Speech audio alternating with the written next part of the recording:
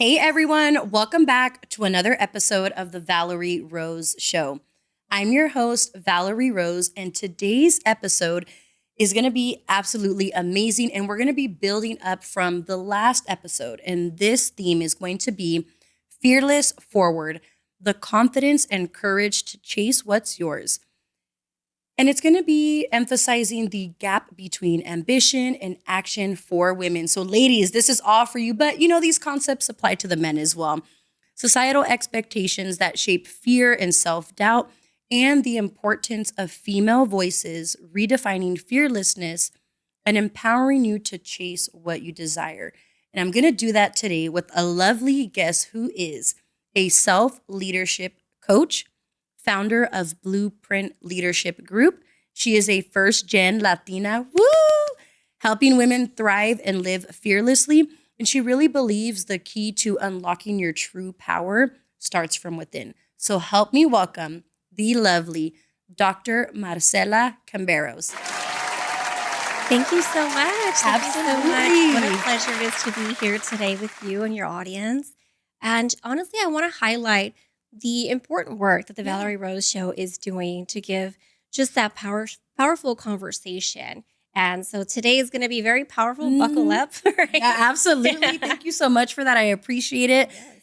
And I'm super happy to have you here because I know this conversation is much needed. And even as I shared with you on the way here, that my hands were like getting clammy. And I'm like, why are my hands getting clammy when I already do this stuff like consistently, whether it's with the podcast, social media. So before we dive into our topic, share with us more a little bit about you. Yeah, thank you so much. So I'm a first-gen Latina. Yep. Definitely encompass that imposter syndrome, a very deep-rooted imposter syndrome. Right. We'll unpack that. Also had a very deep fear of failure. And it was that fear of failure that kept me going into accomplishing what I've accomplished. Yeah. So I attained my bachelor's degree and I felt like that wasn't enough. My voice wasn't enough. I didn't feel like I had achieved enough. So I kept going. I got my MBA and sat with that for a bit. That didn't feel like I was enough and pursued my doctorate degree. And once I graduated my doctorate degree, which is a 3-year program, I thought maybe I should go to law school. Yep. So rather than law school, my family pleaded with me. I decided to enroll in therapy, which found out a lot about myself. And so the person you see here today has not always been this strong. And but I've really given imposter syndrome take a hike, right? Yeah, and I love that. And that's what we need to do to overcome that fear Absolutely. and move forward in life. Absolutely. And I'm curious, what is it that led you to go to therapy? My husband. Oh, that's awesome. My husband was, the level of support that it takes to complete a program like the doctorate program. And it's a lot. It's a huge undertaking. And we'll unpack goal attainment and fear, later on in this show. But it was, this is not normal. It is normal to want to achieve goals, Right. but the level that I was chasing, there was something that was deep rooted. And so I was able to unpack that and learned a lot about myself, self-regulation, that now I turn around and help women, primarily first-gen Latinas, because we need a voice and our voices matter. That's true. I absolutely agree.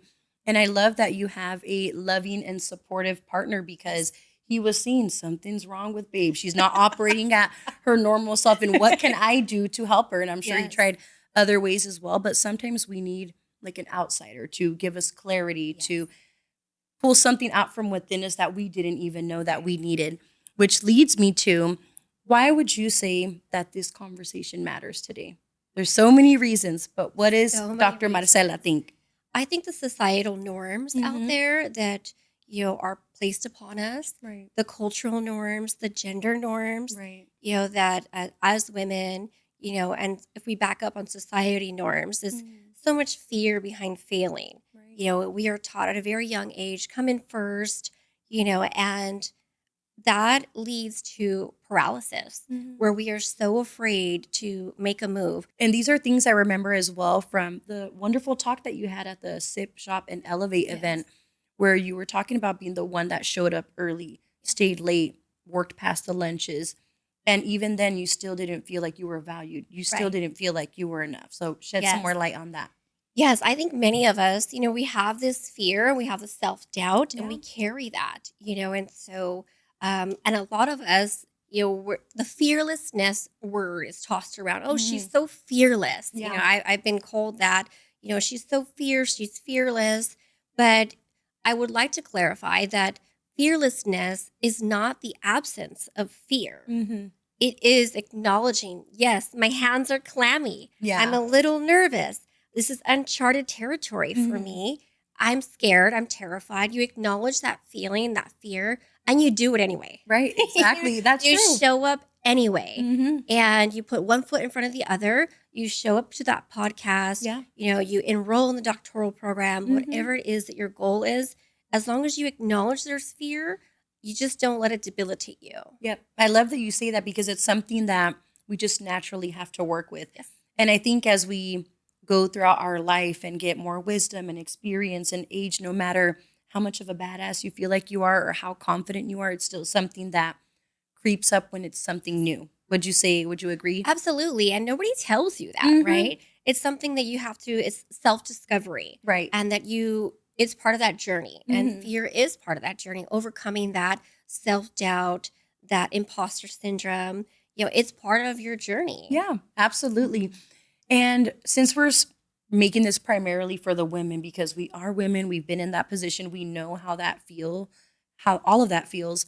Would you say that women experience it more than men? Like we sometimes feel like we're not enough to achieve certain things, whereas a man might not feel that, because I know as women, we do operate more from a place of emotion. Yes, absolutely. And fear is an emotion, right? So right. I have 20 years of human resources experience, talent acquisition. So I was the one that primarily extended a job offer to candidates, everything from an admin assistant to a C-suite. Yeah. And what I found was time and time again, the male candidate would ask for what he wanted and he would get what he wanted most of the time. And I could have an opportunity to extend up to $15,000 more to a female candidate if she had just asked.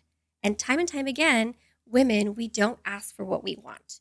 And we play small in our own lives. So I think part of my passion, and you're going to see this, I get so jazzed about this, is enough is enough.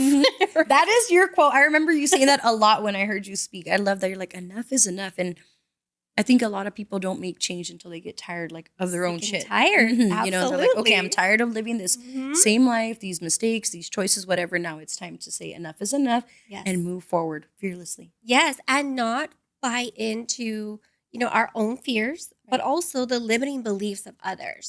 So I think that's where the cultural can come in. Yep. In the Hispanic culture, Latin culture, it's who do we think we are? Who does Val think she is starting her podcast? Who do I think I am? And so when we counter those limiting beliefs, sometimes it's more important for our goals to move in silence and not always share our dreams and our goals, especially when we're still developing that. Right. Think of it as a muscle, like that fearlessness and that confidence is a muscle. Yep. So if we have a little baby muscle, like it's not as strong. That's right. It may not be as strong. And then other people influence us and that self-doubt comes in and we don't make a move. Wow. I love that. Because as you're saying, the muscle, I can see it as it being a little muscle that's just getting stronger and stronger. And the more weight it holds, meaning people's opinions, our own fear, self-doubt kicking in, it can derail you from your actual purpose and what it is that you want to do. Absolutely. And I'm sure you've experienced a lot of that with all the experience that you have from the workplace, business development, and even school. So would you mind sharing any experiences that you had where you're like, oh my goodness, that's like so not cool, but I'm still going to overcome this? Yes. So one thing about me that I was not prepared to share today, but I will share, is I have a severe hearing impairment. I think I did share this at one of my talks. I actually have a cochlear implant.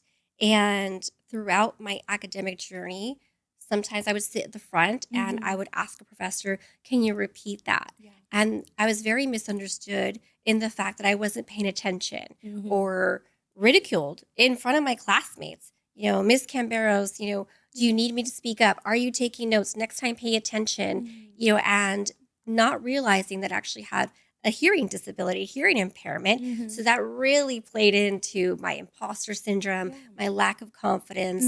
But what I've learned now is to own it and to tell people it's not that I'm not paying attention, Valaery. I just can't hear. And so when I own it and I communicate that barrier that I have, then people are a little bit more sensitive. But it really is up to us to say no. It's not that I'm not paying attention. I actually have a hearing impairment. And this is why I'm asking you to repeat, not because I'm not paying attention. Makes sense. But it's been a learning process to advocate for yourself. And it all comes from that communication, being vulnerable as well. And it's just so much pressure, just even having to explain that to someone. Because not only do you feel the embarrassment of people assuming stuff and putting you on the spot, now you're like, okay, now I got to clarify that there's something that is not allowing me to fully hear this. It's not because, like you said, it's not that you're not paying attention or you don't care. So that's definitely challenging. And I appreciate you so much for being vulnerable and sharing that with us. I know it could be hard, but I know you're a super strong woman. And these are the stories that people need to hear to own their own selves in every possible way. Now, earlier, we were talking about, you were going to start talking about this before the fire stuff came on. I remembered how these beliefs and the belief that fear is something really scary and we should do things that that we shouldn't do things if we're going to be scared of them, and it can stem from childhood, and especially being in the Latino culture. So what would you say are some things that maybe you experienced as a child, teen, young adulthood, that you feel could have contributed to you feeling like I'm not enough, being a Latina, being not fully understood, especially because I didn't know you were a Latina until I followed your page. But when, you see you, it's like very like güerita, colored eyes, but there's still so many different looks and shades of skin tone and eye color in the Latino community. So what are some things that you had to deal with because of that? Absolutely. Okay, I wasn't prepared to share this, but I'm going to share it and if anyway. There's anything that you're not comfortable sharing, by all means, please. No, it's like, fine. I'm girl, be like, no. I feel like we need to shed light and normalize some of these things. So I am Latina. I'm a first gen. And my culture, my testimony very much aligns with the experiences of other Latinas. However, in my own community, I've been made to feel not enough because I'm not a Spanish speaker. I understand Spanish is actually my first language. Oh, cool. My grandma, she only spoke Spanish, but my other grandmother, my maternal grandmother, she didn't teach her daughters Spanish because back in that time, it was frowned upon if you had an accent. So she wanted to make sure they had the best opportunities as possible. So because my mother didn't speak Spanish, we didn't speak Spanish in the home. I only spoke Spanish with my grandmother. But even amongst my own culture, I've been made to feel not Latina enough, right? And then it's like, okay, well, if I'm not Latina enough, but my experiences align with the Latina, like this is how I grew up, this is my culture. And then, those of us that were born here and then we go to Mexico and then they'll make you feel like you're not Latina enough, you're not Mexican there either. Exactly, and I almost feel like no other culture, correct me if I'm wrong, does that, where we have this measurement of, well, she's light-skinned, she didn't experience the same things I did. And so countering that and being strong enough to say, no, hold on, I am Latina enough. I don't care what you think. I deserve to speak, and my voice matters on these issues. And then I think going back to the childhood thing, what you had said is I actually didn't graduate high school. I was a latchkey kid. Both of my parents worked, and I didn't. Everyone lined up for their cap and gown. My name was not on the list, and I was blindsided. So you weren't expecting that? No. I actually lined up for my cap and gown with all of my friends, and I'm 17. What do I know about being on top of my academics and making sure that I'm going to graduate on time? And my parents were so busy working long hours that when I went and lined up for my cap and gown, my name was not on the list. They did give me the option to participate in my own graduation ceremony, but I, being the hard nose that I was, and I still kind of am, right? I believe that I didn't deserve it. So I didn't deserve to, I hadn't earned it to walk on stage with all my classmates. So I actually attended my own graduation and saw each one of my friends graduate one after the other. So talk about the feeling of failure. It's something that I certainly held deeply. I felt this great failure. I'm such a failure. Look at all of my friends graduating. However, that could have gone one or two ways. I could have just wallowed in that, but I used that to motivate me and say, I'm never going to feel like this again. I'm going to go and get my bachelor's. I'm going to get my master's one day, get my doctorate one day, even if it felt like and the you wildest sure dream. That's right. But even if your dreams feel so wild and so scary and people think like the girl that didn't graduate high school is one day going to be addressed as doctor, damn right I am. Yep. And you can too. You know, it's making sure that we flip our fears and our failures on its head and use that as fuel. Absolutely. And it is totally okay, like you said, to feel those emotions. But if you wallow in it, do you think it's going to get you anywhere? Right. It's not, right? It's just going to make you feel more down, have more negative self-beliefs, and you should be your own best friend. And that's where that self-love comes in, right? Like if you don't love yourself, how are other people going to love you and see you for who you are, and that confidence and that fire? So I love that you bring that up, because we don't want to dismiss emotions, but we want to be able to feel them, sit in it for like a day to a week at most. Sometimes things linger and it's okay. We just got to work through it. But that is super powerful because, as you mentioned, not everyone is going to be able to get through that. Right. Not everyone is going to look at that and be like, you know what, I'm going to be a doctor and I'm going to move forward in life. And you sure did. And now that you are Dr. Marcella, would you say that younger high school Marcella is proud? Absolutely.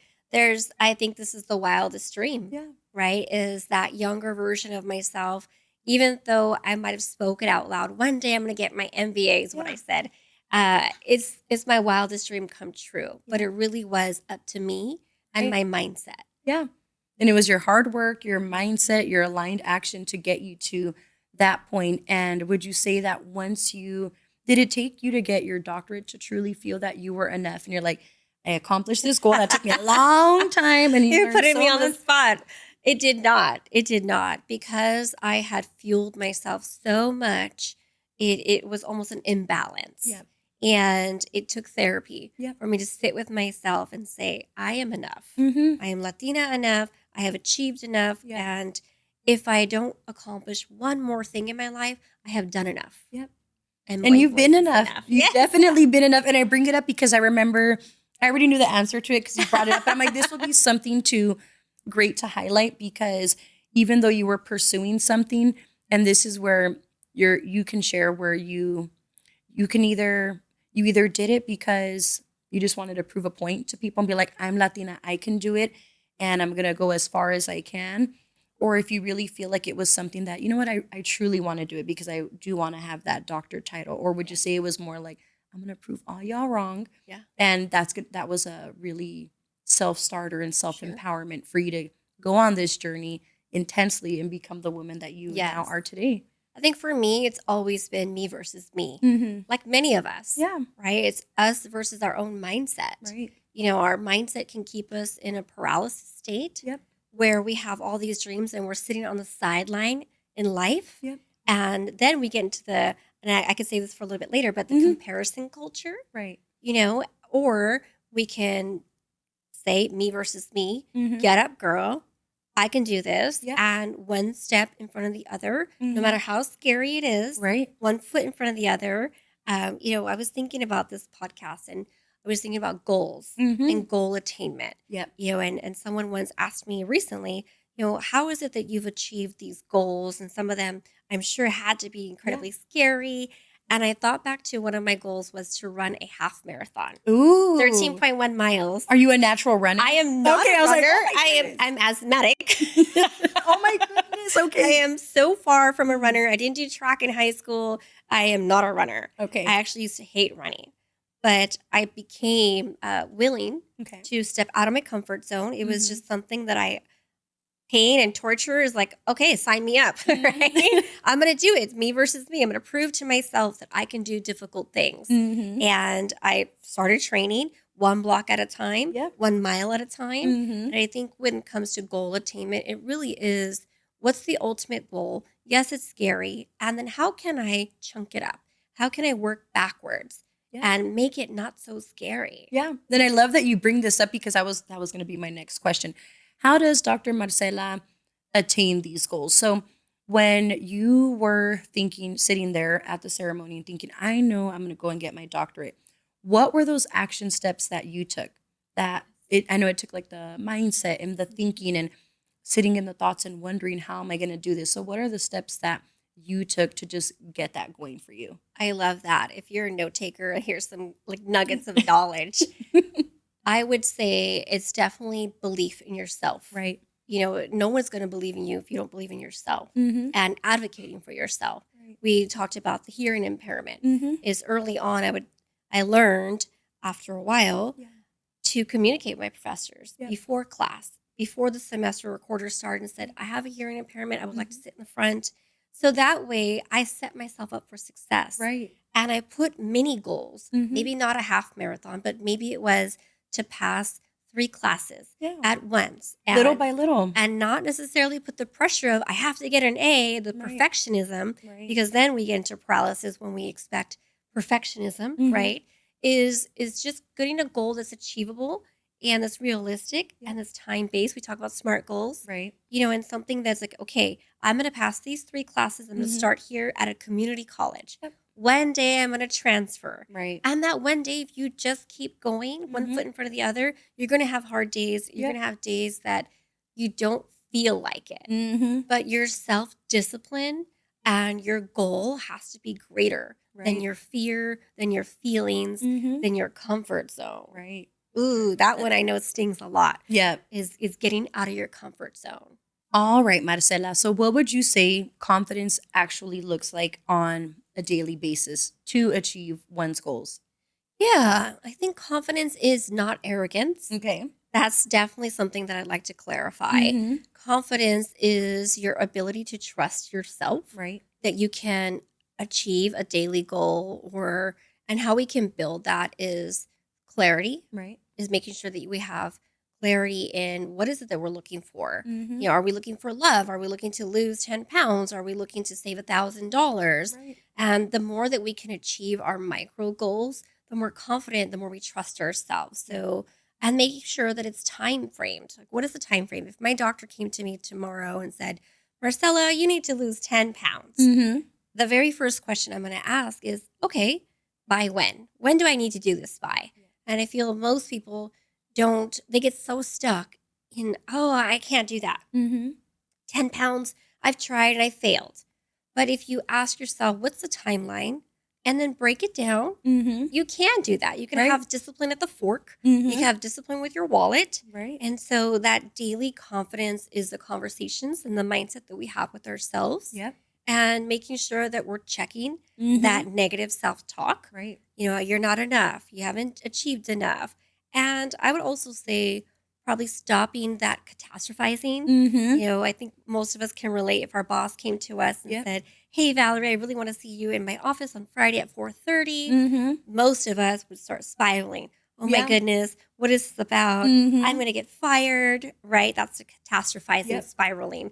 But if we know we are like that, Right. then taking a moment to ask our boss, okay, can you clarify for me, what is Mhm. this about? Right. That way I'm prepared. Mm-hmm. And I think to answer your question fully is to communicate Right. with our support system. Mm-hmm. I'm really trying to lose 10 pounds, Yeah. to my family. It's important for me to not eat fast food. It's Mhm. important for me not to eat past 8 o'clock. Right. Can you support me in this? Mm-hmm. And if we're asking for support, asking for help, and setting that boundary, Right. all that fuels into our confidence. Yeah, I agree. And I love that you mentioned the boundaries because even sometimes, as much as people love us, whether it's like colleagues, friends, family, sometimes they might not support what it is that you want to do. And it goes back to what we discussed earlier. They have their own self limiting beliefs that they're looking at it in the lens where I can't do it, so why could she do it? But, the two different people, the one that's a negative one, the one that's looking to do that personal development, they're seeing all the positivity, whereas the negative thinker is just thinking in regards to what they would do. And maybe they don't have that confidence, that self-belief. So I love that you bring that up. And how would you define confidence from a self-leadership lens? Yes. So self leadership lens and that perspective is once again kind of identifying what is your own limiting belief? What Mm-hmm. is your own negative talk? And is it true? Yeah. Sit with it. If someone says you cannot start a podcast, Valaery, you sit with it and say, well, why not? Right. If you're telling yourself those limiting beliefs, counter that. Mm-hmm. I think many of us, we get stuck in this cycle of negative self talk. Mm-hmm. However, if we sit with it for a little bit and we tell ourselves and we actually walk it through, is this true? Is the story that I'm telling myself, is it even true? Right. Right?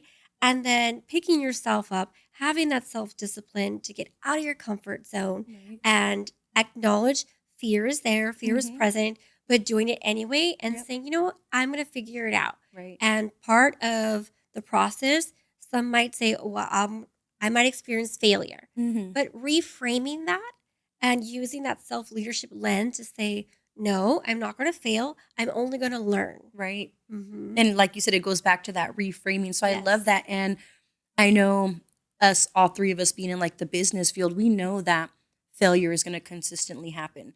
And when it does, the best thing you can do is just get back up on your feet and figure it out. This didn't work. So what do I need to do next? What do I need to try? And then eventually things will work out if you know it's your craft and you stick to it, stay disciplined, as you say. And I love something that you mentioned at your talk last time where people assume that leadership means you have to be a boss, a manager, a supervisor.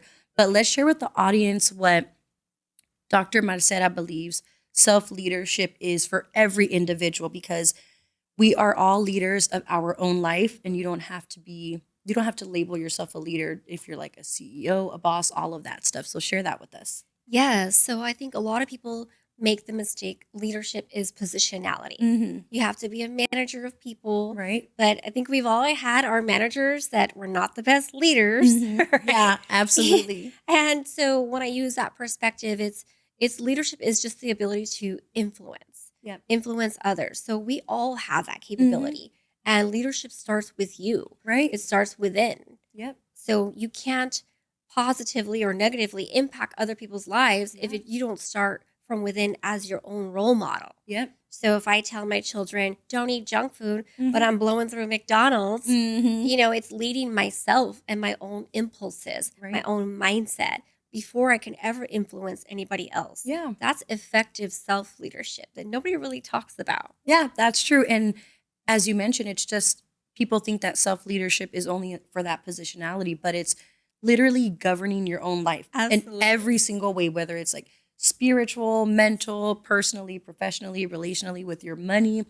All of that stuff is how we govern our life, right? We make the decisions to be here, make this connection, the way we spend, and all of that stuff does stem with these self-leadership. So thanks for sharing that.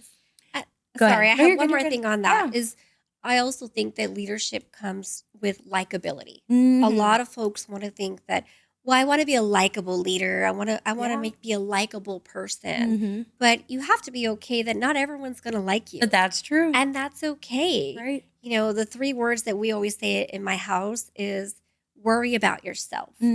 Because if you're falling into that comparison culture, that can easily lead to anxiety, depression, paralysis, where you're not truly believing your self-worth, your self-belief that you can achieve goals.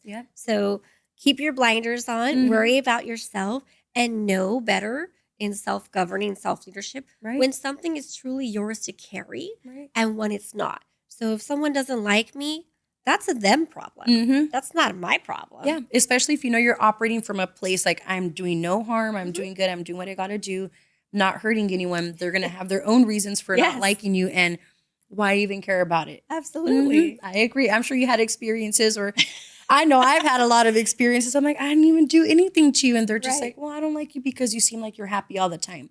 And then it showed me, okay, well, this person is clearly very unhappy and they're trying to figure out their life. So when they see someone else that's happy, they're kind of like, oof, F that bitch, you know? Right. Yes. It's knowing when to carry it, when it's yours to carry, Right. and when to put it down and say, no, that's not mine. Yep. That's a you Absolutely. problem. And I love that you said that, because it's a simple fix when someone doesn't like you. I mean, if we know like one did something wrong, it's like, okay, there's always like communication and working through it. But if it's just because they absolutely don't like you for whatever reason, because you're being an awesome self leadership in your life and they can't do that, then that's where we use that no and just, reframe that mindset. Yes. So what would you say are some of your favorite daily rituals that cultivate confidence in your life? Yes. One of my is a self check-in, self-regulation. I'm a to-do girl. Mm-hmm. So I have a to-do list Yep. and I have my 8 items that I absolutely must get done today. Okay. And then I have my B and C. If it doesn't get done, it'll be pushed till tomorrow. Yeah. Those micro to-do lists Mm-hmm. helps your confidence. Absolutely. Because it really feeds into I can achieve saving $10 a day. Mm-hmm. If I wake up 20 minutes earlier, I Right. can make myself a healthy breakfast. So by being a planner, Right. you're already setting yourself up for success. That's true. I Yeah, agree. so 'Cause that's you keep it organized. Yes, a Mhm. daily thing that I do is what's on my to-do list. Yeah. How am I going to be prepared so I can be on time Mhm. to and show up to my best self? Yeah. Many times when we're not prepared, then we're frazzled, we're not organized, and then Right. we're feeling I'm a failure. I can't do this. I'm overwhelmed. I have Mhm. anxiety. Yep. Right. So by setting ourselves up for success, it really helps reduce that anxiety. Now we have a plan. Yeah. And whatever it is that I'm trying to do, if I'm trying to run a marathon or save money, I'm going to commit to those promises that I've made to Right. myself. So one thing is, if you want to make sure you're taking your lunches every day. Mhm. I was a burnout badge. I wore Yeah. burnout like a badge. Mhm. And that was important for me. So it was something I had to learn as a little micro goal. Mhm. Is okay, every day this week, I'm going to take my lunch. I'm going to step away from my desk. Yep. So it could be so simple as that, but keep Mhm. your promises. Right. And another thing that I do that is incredibly important, and if you're taking notes, here's a golden nugget, Mhm. is really spend time with yourself intentionally. Right. Nobody tells you that, but this day and age, we have so many different mediums Yeah. coming at us. We Mhm. turn the radio on, we turn the TV on. Yep. We're being sold from the moment we wake up Right. on buy this product, or influencers are sharing, their outfit of the day. But if we need clarity in our lives or Mhm. clarity in our goals, we have to sit in silence with ourselves. So what Right. I do every day is I commit to a minimum 20-minute walk Mhm. outside. No like music, Yeah. no, I'm not on a phone call, I'm not scrolling. And at the end of that 20-minute walk, I've got some clarity. Yeah. And I love that you bring that up, because even those to-do lists, we can have that whole to-do list, but before we get to it, like you said, doing one thing that will fuel yourself up before you start pouring into others. And I'm same thing like you, to-do list. And I make sure that when I have those tasks, that they're intentional and purposeful. Yes. Because as you mentioned, if we don't have a plan, that's when we start getting frazzled and all those not so good emotions start kicking in, because you're trying to regulate yourself. So by creating those lists, it does keep us regulated. But wouldn't you agree that in order to make a list, you can't just write down a bunch of gibberish? You want to write down a list that you know is going to move you forward in any goal that it is that you have, to make it Yes. more purposeful and intentional. Absolutely. But Mhm. if you're not used to a to-do list or you're not used to goal attainment and this is new, Yep. I think start small Right. and celebrate your small wins, Mm-hmm. and maybe have an accountability partner. Yeah. That's huge too. Is I don't drink soda. My Mhm. husband loves, a good Coke from Mhm. McDonald's for whatever reason. It does taste different. My daughter's don't the know. same way. I'm not a soda person either. I don't know. I don't But I'll drink. try her soda and I'm like, it's like a little bit more fizzy, it's different. So I'm like, I never understood it until I tried her soda and then I tried a can of Coke and I'm like, okay, I see the difference. I'm not sure, but he will come home and he will share with me.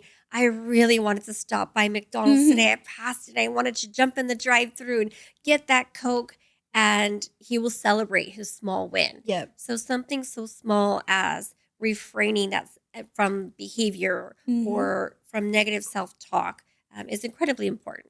I love that you're covered. You literally covered what I was about to ask you next. It's celebrating those small wins. And it's very important to celebrate the small wins because it fuels us. It makes us feel like we're moving with intention. And it just inspires you to continue to do what it is that you're doing to get to where you want to be. So thank you for that. Now, how would you define imposter syndrome? And what are some things that you'd recommend to the audience to overcome that imposter syndrome? Because I know we all feel it. I know I felt it before. And in my experience, when I felt that imposter syndrome, it's because I seem like you. Who do I think I am doing this? I don't feel like I'm enough. But then I've told myself, like, no, you've worked your way up little by little to do these things. And you're doing it because it's something that it's calling you to do. You're passionate about it. And again, overcoming that fear and flowing with the fear instead of just being like, okay, I'm going to dismiss it. I'm not going to let it live in me. Instead, I'm just going to work with it. So how would you navigate that imposter syndrome or encourage others to do so? Yes, incredibly important. That's a great question. Imposter syndrome is something that is very common for many of us.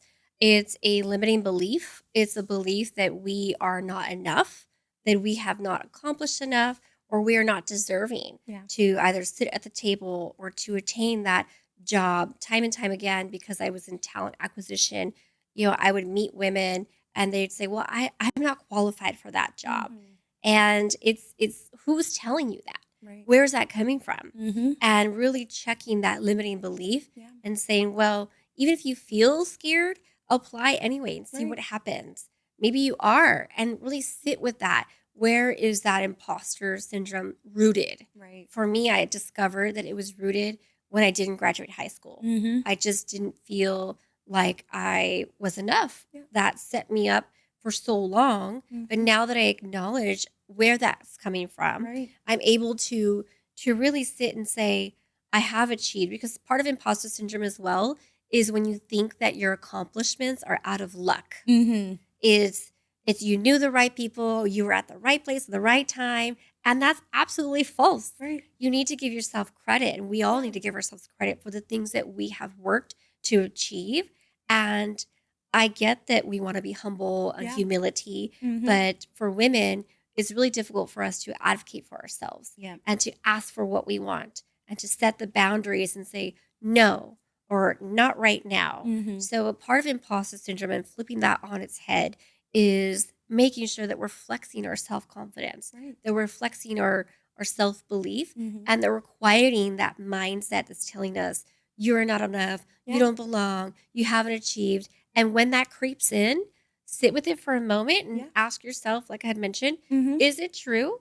Where's this coming from? And then kick it to the curb. Yeah, absolutely. And that is what we need to do, because again, if we sit in those negative feelings, it's just really not going to make us feel good. And I'm sure you can relate to this one coming up, where have you ever been the only Latina in a certain room event? That is not a good feeling. And I wanted to talk about that, which is what's some advice you'd give to Latina women who are entering rooms and they're the minority? Because I know that can be scary. I've been in those positions where I'm all about diversity. I'm all about culture, and I love that. But for some reason, when you're with your Latina tribe, things just hit a little different. Sure. And you feel a little bit more welcome, comfortable, and you see other successful Latinos and Latinas, and it's like, oh shoot, like we can all rise. And you can be whoever it is that you want to be as long as you work for it and, rise yourself up to the occasion. So what would be your advice to that?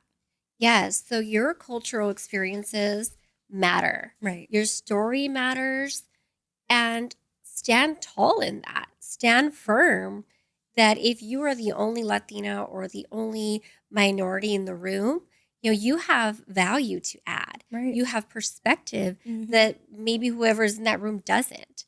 And so if we can stand confident and say, let me share with you my experience, it's only then that we start to have our voices heard, our testimony heard, and our experiences, like I said, they're valid and they matter, and our voice matters. So even if we're shaking on the inside, you better believe that you have a story for a reason, and it should be shared.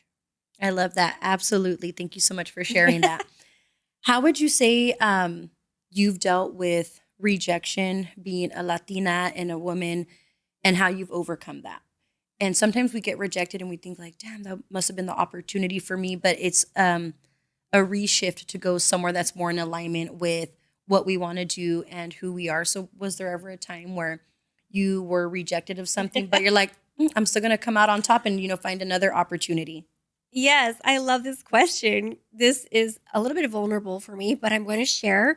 So I have never been written up. I have never been disciplined in my career. So that's awesome. But most recently, I was fired from a job, my last job. Mm-hmm. And had I not done the inner work and inner self-development, I think I could have catastrophized and spiraled and really tied my value, which many of us do. Right. You tie your value to a position, to a job title. Because of all the inner work that you did, you were able to navigate this with ease, even though it was very unexpected, which led to... Yeah, so I am a spiritual person, and I do believe that what's meant for you will be yours. Yeah. And you really have to believe in that and have that self-belief so deep where when something that you think you wanted or you thought you wanted doesn't work out, you have to know through your core that it's not for you, that something better is coming along. I'm a woman of faith. And it's just been a remarkable journey that, it was a blessing in disguise. And so when you have that kind of perspective, you almost are unshakable and unstoppable. So that is having grit as a mindset. And I want to tell you about, I'm sure you might have heard this saying where it's very popular in the U.S. military, embrace the suck. Oh, I've never heard it. So that's a new one. Embrace the suck is... You're going to have sucky things that happen. You're going to have setbacks. You're going to fall on your face. But if you embrace it as part of your journey and you embrace the suck, yes, I'm terrified right now. Yes, I'm scared. I don't really know what this journey is going to look like, but I'm going to do it. I'm going to embrace these feelings of uncertainty and I'm going to full steam ahead. That is something that through that self-development and a lot of inner work and sharing through podcasts like these, through reading books, you really start to build a level of resilience that comes from the inside. That's why that self-leadership is so important. Absolutely. You're right. And I love that saying because no matter how successful we are, what age we are, the positions that we're in life, something negative or challenging is always going to happen. And that's where our mindset kicks in, right? You could look at the situation and be feeling sorry for yourself, wallowing in it, or you can choose to be like, all right, this is happening. I'm embracing the suck. This sucks. What am I going to do to make it not suck and just overcome it and get through it? So I love that you shared that. And then you're talking about just moving forward. So how would you recommend for women to start even when they're not ready? Because sometimes we think that, oh, I'm not going to do this until I get to this point. But by the time you get to that point, you've already learned so many things that you've been ready before you even got there. I am so glad you're asking this question. I almost feel like whoever's listening to this will put the volume up. Because turn it all the way to the max. It's something that I hear time and time again as a coach, as someone who's really spent a lot of time in professional development, developing others one-on-one or with our workshop base, or even in someone's career journey, is I'm not ready. Start before you're ready. You're never going to feel ready. When you started this podcast, I'm sure you might have had some slivers of self-doubt. Am I ready? But you just have to do the do. Take the action. And that is where so many, particularly women, I see and I hear, they just get stuck in the mud because they're waiting for perfectionism. They're waiting for the perfect time to go back to school. There's never going to be a perfect time. You just do it. Exactly. You just embrace the suck and you say, okay, I'm going to chart a plan and I'm not going to stick to this plan because I love that you say that. Inevitable. And you just embrace the change and you go. And you learn as you go. Sometimes That's we have an expectation of things. And I love that you said you have your plan, but focus on your goal because that plan will always change. Sometimes we think life is a straight line, but you go this way a little bit and turn that way. And what matters is that you're still working towards your goals. So I absolutely love that. And you mentioned a lot of support and love and people around you. How would you say that the role of the community has played into your own self-growth? Yes, you can't do things on your own. If you want to go fast, go alone. But if you want to go far, go together. And you have to link arms with the people that are really for you. Right. And you're going to learn. And, I pray for discernment, every day is, show me who's for me. Yeah. And show me early on if this person is not for me. Right. And those that are for you, that are your people, surround yourself with those people. Yeah. It is a dangerous place to surround yourself with negative self-talk, negative people with limiting beliefs.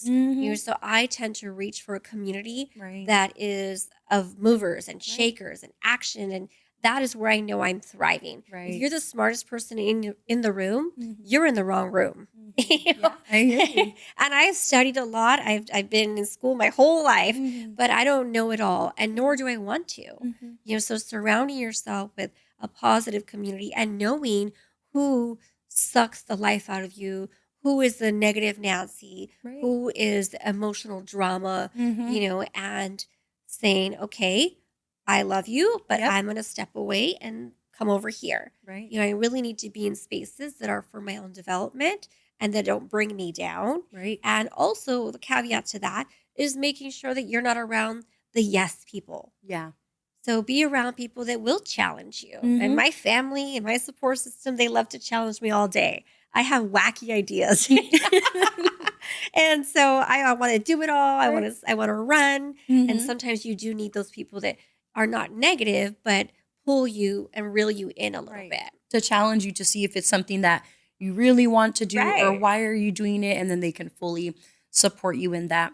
And I love that you said, move fast. You want to move fast, go alone. You want to move far, flock with people. Yes. What I've seen is men in business, they get together and run in packs. And this is why they become so successful. And women tend to want to be in competition with one another. Yes. When if we were to just all get together somehow, some way and move the way the men do, we'd also be able to get much farther, which leads me to you being a self-leadership coach. What would you say makes mentorship so powerful, especially for women stepping into leadership or entrepreneurship? Yes, you have to seek out the tools. You have, we don't know it all. So you've got to wear that tool belt and you have to seek out those subject matter experts. Yeah. And humble enough to know that I don't know everything, but I want to learn, I want to develop and ask questions.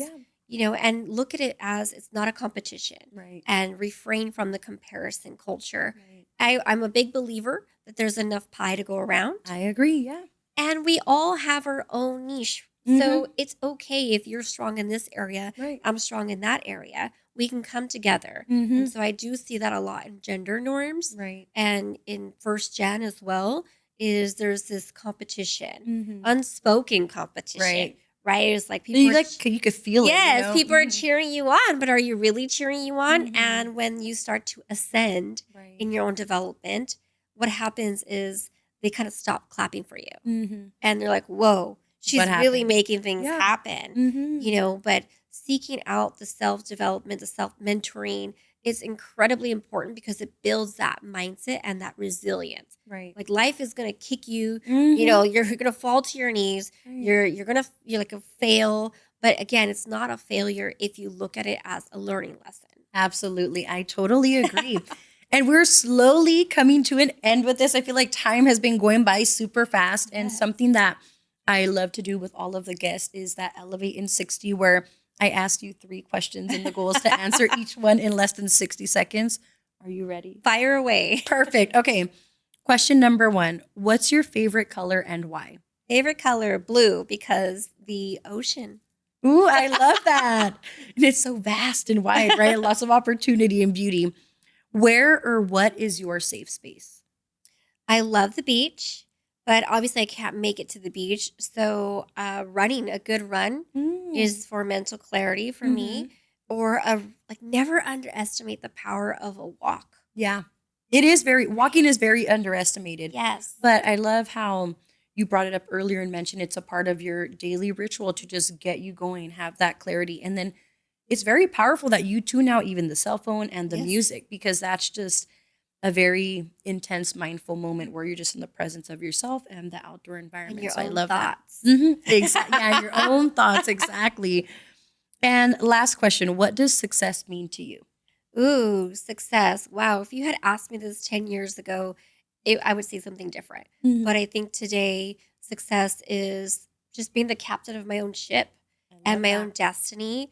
Obviously, I'm a woman of faith, right? Mhm. So, the Lord leads my life, but really making sure that I'm waking up and pursuing my passions Right. every day. That I have time flexibility. Mhm. I used to think that success meant monetary. It meant Mhm. having Same. status. It Yep. meant having a job title, Right. working a prestigious career. Mhm. And I started to realize that I wasn't happy. So I feel like you're not happy, you don't have success unless you have something that money can't buy. Right. Hmm. I absolutely love that because I used to think that way back when too. And that's why I always say now to define what success means to you because it's going to look different for everyone, right? Sure. Some are going to say they want that big house and the fast cars. Others are going to want that white picket fence with the family. Others are not going to want the kids, not want the cars and stuff like that and something else. So I love that you shared that because success is going to be different for Hmm. everyone.